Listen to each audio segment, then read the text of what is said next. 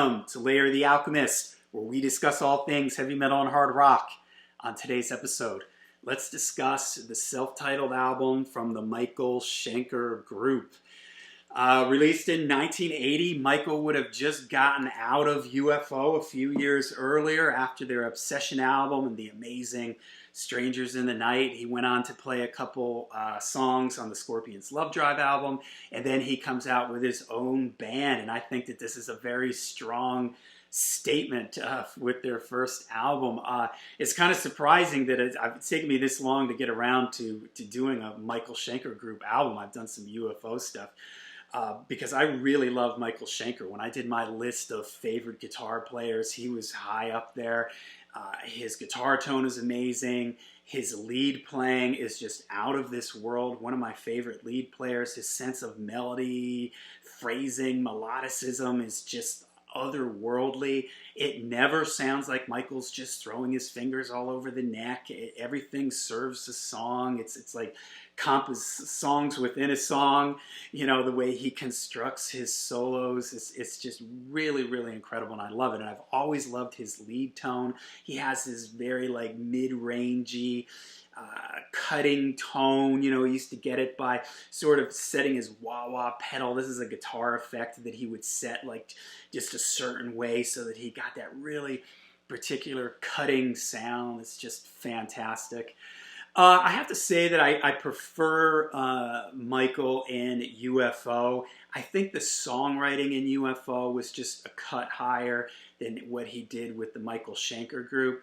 UFO to me is just hard rock songwriting, like, you know, up here at another level here at 10, you know, and the chemistry in UFO with Phil Moog and Pete Way and the other guys, there was just something really special about that. There's just so many great songs. That Schenker era of UFO is just amazing. But here, this is a really good album. It's got some really strong songs on it. And 1980, it's kind of funny. Like, I think the Michael Schenker Group sort of gets itself into the new wave of British heavy metal. Of course, Michael is German, but they're in that mix, maybe by proxy, by the timing here, and just the vibe of the whole thing. You can it sort of fits into that vibe of what was going on with the new wave of British heavy metal and the other stuff in 1980. All right, so besides Michael in the group, we have Gary Barden on vocals, and I do really like Gary Barden's vocals, although I have to say that Assault Attack with Graham Bonnet, that's probably my favorite Michael's MSG album. And for me, it's because Graham Bonnet just has such a unique voice.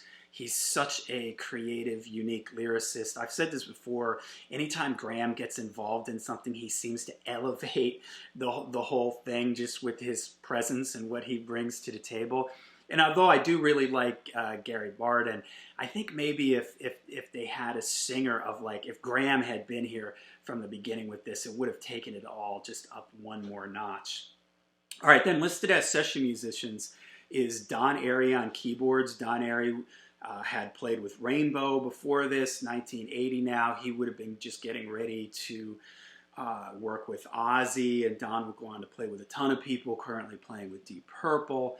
Mo Foster on bass, some really cool bass playing on here. Simon Phillips on drums. Simon Phillips was like a session drummer, jazz, like fusion type guy. He was on Judas Priest's Sin After Sin album. I believe I have that right. Sin After Sin, yeah. And he adds a unique element here. He's a hard driving drummer, but he can also throw in like the fills and everything to make it sound really unique. Roger Glover produced the album. Roger Glover, the bass player for Deep Purple. At this time, he would have been playing bass with Rainbow. And it's a good mix. It reminds me of like the Rainbow albums that Roger Glover produced. Everything's there. It's warm.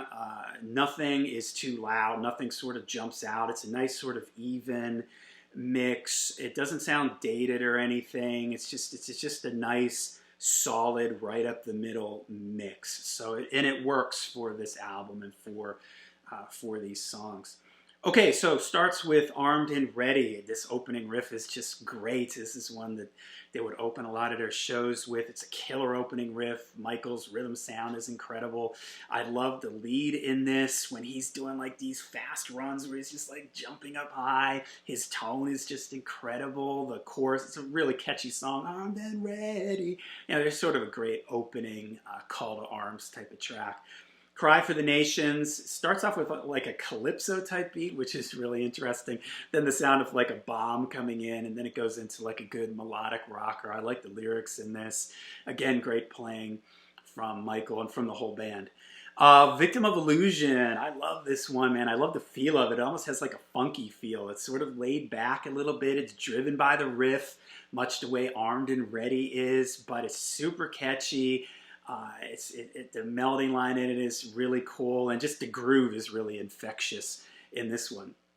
Bijou Pleasurette. This is an instrumental, really cool. It's got a little bit of like a classical overtone and feel to it with some overdubbed guitars and lead lines. This is what I always liked about Michael. He has this classical, like, he doesn't really do the classical, neoclassical guitar thing in the sense of the way that, let's say, Randy Rhoads did, or Yngwie Malmsteen would go on to do, or even Uli Roth. His classical sense is more like in the way he constructs melodies, you know, and these phrases and everything. So this one in particular jumps out. It sounds like it could have been like a piece by Bach or something. All right, Feels Like a Good Thing. This one is maybe not one of my favorites on the record. It's kind of like a standard rock thing, but it's catchy and it's fun. Side 2 starts with Into the Arena. This is super cool, a really awesome instrumental. That main riff in this chugging down low is just, I love it, man. It's great. And Schenker's leads in this, when he first goes into his lead, he's playing like all these fast lines, and the way it sort of slows down at the end and gets really, you know, sort of epic sounding. Just a super cool instrumental. It's a chance too for the band to show off. I mentioned Mo Foster. Yeah, Mo Foster earlier. He gets a chance to sort of do some bass stuff here, which sounds really neat. Looking Out from Nowhere. This is kind of like Feels Like a Good Thing for me. It's these two, I sort of associate these two together, and they feel a little too standard rock for me.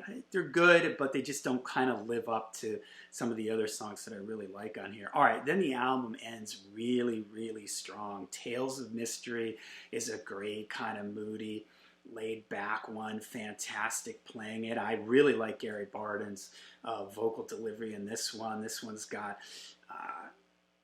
a really cool just sort of vibe to the whole thing. And then the album ends with Lost Horizons, 7 minutes, the longest song on the album. And this is just great, man. A super cool way to take the album out. Makes me think of later on Desert Song, or maybe going back to UFO, Love to Love. Really cool, epic. Michael's playing is just off the charts. The whole band, the whole feel of the song, it just has this really cool, intense feel to it. And it's super melodic, just great. So the album ends super strong for me here. Tales of Mystery, Lost Horizons.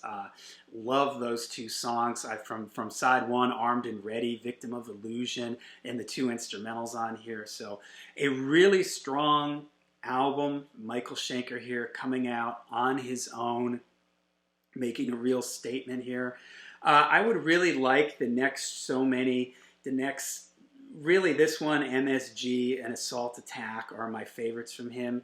And again, I kind of wish there was maybe a little bit more consistency between, like, it seems like after Assault Attack, maybe, like, I'm not as fond of the Built to Destroy album. I think maybe they were trying for a radio hit or something. I don't know. But here, it's really cool. It comes out. It's got a real kind of 70s, but still 80s NWO BHM vibe to it. Great songwriting, and of course, off the charts, fantastic guitar playing from Michael Schenker. Okay, so there you go.